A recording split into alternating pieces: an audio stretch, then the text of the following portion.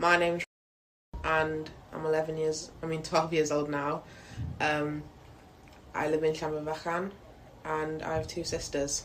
I'm going to stay anonymous because I don't want to be judged for what I'm doing or what I say. I'm going to do the same because I also don't want to get judged. But my name is... I'm in year 9. I'm in year 9 and I like my hair. My name is...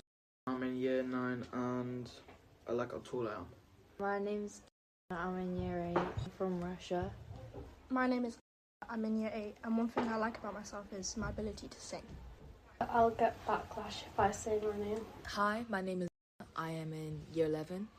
I feel very proud knowing that my family's gone from Algeria and gone to different countries and gotten different jobs there. I feel very proud knowing that if they can do it, so can I. It makes me feel happy, a bit more better now that someone's like kind of on my side. I'm proud of my mum and the things she does. My dad's Ghanaian and that makes me like a bit Ghanaian as well, and they do loads of cool things that are different to how it is here. It's really cool and I enjoy it a lot. I'm from Moscow and one thing I like about my culture is the language. I'm from the Gambia. Well, one thing I like about my culture is probably the fashion and the colours. One thing I think that makes me proud is that my whole family's from Nigeria, so I take like a lot of pride in that because I really like the culture there. And why shouldn't I feel proud of where I'm from and where my family's from? So yeah. I also feel very proud about my ethnicity and my culture. My dad's Indian and I love all the traditions and the celebrations and holidays that come with that. I enjoy Turkish food and I think it is a big part of the culture and certain traditions and things like Eid, where we'll have, the table full of food and it's all kind of different colours and things like that, and it's, moments to share with family, so I'd say that's something that's definitely something dear to me. I like how kind everyone is. In Italy, they make really good spaghetti and pizza. In Fiji, they have all these cultural dances and patterns. Everybody's just like, all of my family members are really nice to me and they're always respectful and they never have anything bad to say about people. I feel like when I think about racism, I think about like so many different things that happen because of racism, how it's like quite literally built into our systems, and it's something that people face, or like people of colour face, daily sometimes. The word racism means to me is like exclusion and like isolation from everyone else. It means a lot because I have experienced it quite a lot and I'm hoping it will stop by 2030. I'll think about the physical abuse that some people face, the verbal abuse that people face. I'll think about the, in quotes, jokes that people make. I'll think about, smaller things, so microaggressions, and how some people treat that word racism as well. I feel like it's so normalised to the point where someone will say something absolutely disgusting and then they'll just say it's a joke and I'll be like, oh, it's fine, it was just a joke. It's not like they actually meant it. And it's like same with the M word. People say it like nothing matters and then it's just a word and it doesn't even matter. And I just feel like it's so normalised to the point where someone can say whatever they want and just say it's a joke and no one will care. It's always happened when I've gone to the airport. So a lot of the times I've gone on holidays without my dad and it's just been me, mum and my sister. And when we've gone, I've always had to have a random check for literally anything. They've always had to check my shoes or something about me. They've had to check. Never my sister, never my mum. It's always been me. And I think the only time it's not happened is if I've been in an airport that's like in Spain or in Algeria. But whenever I've been leaving the UK to go somewhere, I've always had a random check at security. And I just don't understand, why does it always have to be me?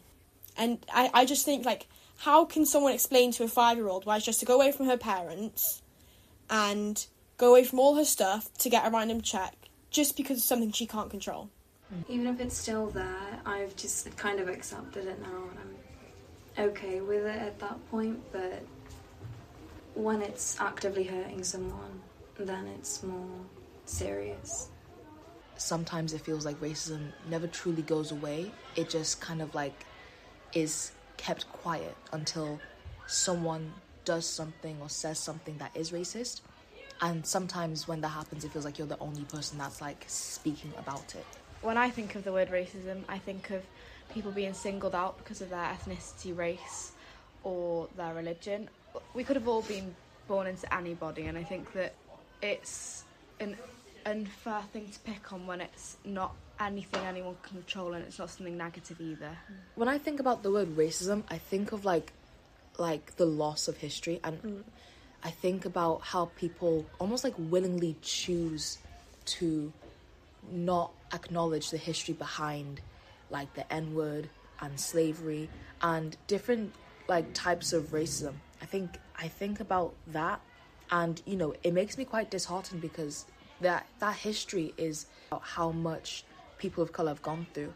I should be proud to know that, you know, I have like ancestors that have been through that in a way. I'm proud that, you know, they had that endurance. The word itself as well, if someone were to mention the word racism, the eyes all go to anyone in the room. I think even anything to do with that, like, it's all eyes are on you and you feel embarrassed and sort of like hot and sweaty and like it's just really like nervous. Overwhelming. I want to be able to raise my kids knowing for a fact they're going to be able to go into an airport, go through and have nothing happen. A lot of people in my primary school made fun of my name because it's not like a normal one, and sometimes people still make fun of my accent because sometimes with the word water I pronounce it weirdly or differently than others. The first ever time, I think, was when I was just playing on the yard with my friends, and then we went to our classes, and then someone told me that a boy called me chocolate milkshake, and then he got called to the headmaster, and then I did, and that was one of my first ever experiences, but I didn't really know what to say about it because it was like never really experienced anything like that before. It made me quite sad, but I kind of moved on about it, but then more things happened. People always used to pronounce my name wrong, and I've told them that it's from Zimbabwe, and that it's offensive if you know how to pronounce it and you continue to do it wrong. And I told my teacher about it, and I said, I feel like this is just racist, and she said it's not, and that I'm being dramatic.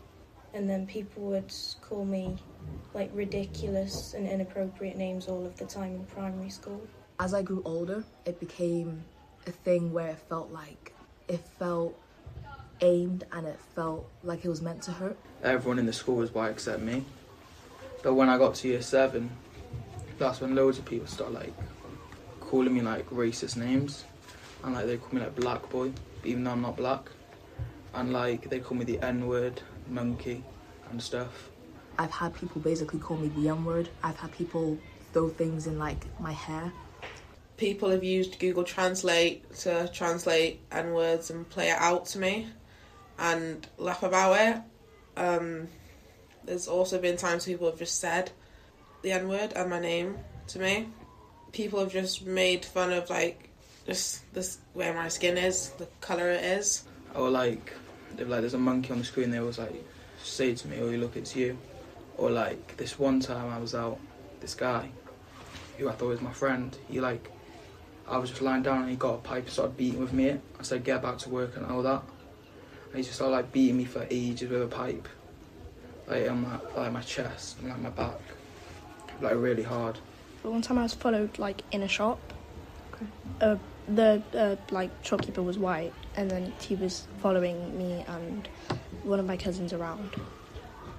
I think when people think of racism, they just think of straight the N-word or being mean to someone or shouting at them because of their skin colour, but it's so much more than that. It's the small questions like, are you guys actually related, or do you have different dads just because you have different skin tones? Stuff like that is something that's happened like constantly throughout my life, and in a way I've kind of just learned to get used to the racism. They wanted to hurt me. They told us to go back to our own country and that we don't belong here and that we shouldn't live here because it's taking up houses for people from here. It's from both children and adults because they don't really agree on people living here.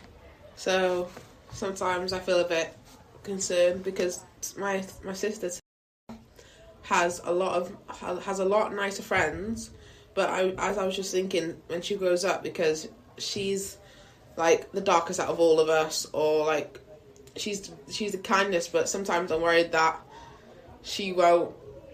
people might start picking on her, but not as though true, because some people even say to my little sister, "Are you white?" But she isn't. She's just a different tone of black. So I do feel a little bit worried for sometimes because she's such a nice girl, and she's never mean to anyone, never says anything to anyone, and I'm just worried that if she just stays, like, if she just takes things, I feel like one day people will, like, really, really start picking on her. Now and again I'll get called, like, the N-word or, like, monkey, and I say to them I'm not black. They'll say, like, what are you then? And then you say what you are, and they say, well, I don't know what that is. And then they think you're Indian or something because of your skin colour. So they, like, associate with you, like, being black or Indian just because your skin tone. Because that's, like, the only ones they know. Being told to go back to where you come from, and I'm just like, I was born in Wales, born and raised in Wales. I'm exactly where I should be. Like, one time I was in German and I had these two boys sitting in front of me. Like, people will often, because you're not allowed to say the N-word here, but people will often say the start of the sentence, or, like, trying to tease me by asking if they can have the pass. And then I had two boys in front of me in German class, and one of them said the start of the sentence and the other one said the end of it. So then they were saying it at me, but it wasn't direct because they weren't saying the whole thing themselves. It's my dad's side has the brownness, and my mum's side that's white. So, like, whenever I go on, like, holiday with my family, I'm always the only brown one. But, like, they don't treat me any differently. It's mostly just, like, people. I do feel like when I'm with them, I do get, like, looked at more by other people because they kind of just, like, blend in. Because I'd say, like, when I was little, like, it's like 2 years ago, I'd feel like when I was with my cousin and my mum, they'd always think that he was my mum's son because he was the same colour as him. Because I realised that it's not something that's going to go away anytime soon, so I have to sort of learn to deal with it. Sometimes no one's going to be there for me, so I have to stand up for myself, and it's something that I'm going to experience. I think I feel safe when I'm with, like, allies, so when I have people that I know will, like, support me and be there for me and stand up for me. I was a bit like, sometimes there's been times when I was like, I know this is crazy, but times when I didn't want to be how I was because the things people said to me. So knowing now it's perfect, like, it's amazing being from somewhere else and being different, because it's really nice to, like I said, being different. It's really nice to have, It's in the little things, so staying silent when it takes place, or say, for example, not calling out someone when it happens, still staying friends with someone that is racist. I think because racism's got to, like, such a big thing, and it has been for a while, I think anyone that's actually, like, caught saying or doing something, like, racist should get fined, or something should happen to them, because it's not right. I think I should be able to go to school and believe that I have the same opportunity and same chances as everyone else, no matter what. We didn't talk as much about racism in my primaries and stuff, but now, like, as you say, you're my like, art teacher. You do a lot of stuff about it, and which I love about it.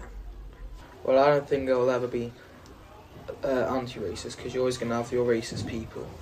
And I think even if they did teach in schools, you'd have the parents saying to their kids that they talk about their racist views, So I always think there will be racists, but you just have to avoid them, and I find the people who aren't racist. I think this project's going to do a lot of work, and I think it's going to show people that, like, this is what actually happens in the world, and it's not just glittered out. This is the truth. I think a lot has to change. I think Wales has done a really, really good job in trying to achieve that goal, but I think a lot still has to be done to achieve it. Well, it is important because my tone and how I am is important to me, and I don't want to be like disrespected for how I am.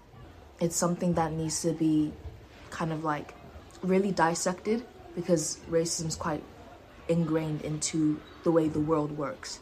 So I think in order to tackle that, we need to really go down to like the roots of the problem and get from there. Like, I'm a child. I shouldn't have to go through that.